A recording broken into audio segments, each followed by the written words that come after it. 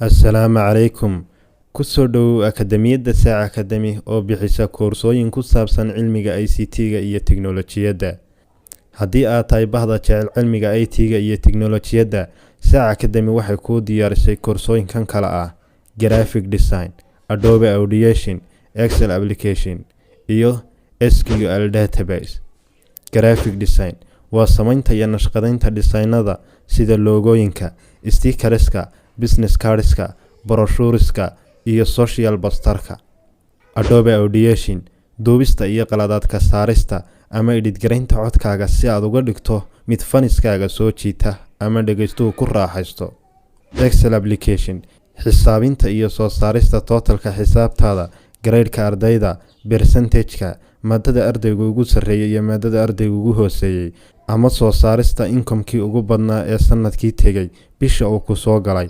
Dhammaantoodna waxaad isticmaali doontaa Excel formula.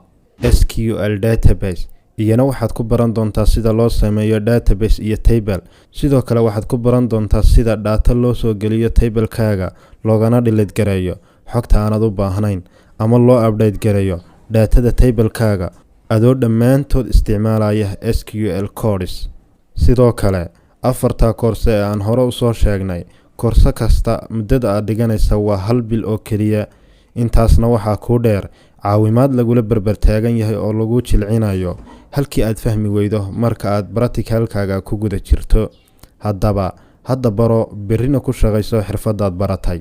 La saaxiib oo ku xidhnow mar kasta iyo meel kasta Akademiyadda Saac Academy oo kule haddayici naftaade dadkii ku dhaafina dalabkaaga dhiibo durbadiiba qalin jabi. Wixii intaasi dheer, nagala soo xidhiidh lambarada shaashada kaaga muuqda ama taaba buttonka hoose ee WhatsApp si aan information kaaga siino koorsada markaas aad xiisaynayso inaad barato. Wassalaamu calaykum waraxmatullaahi tacaala wabarakaatuh.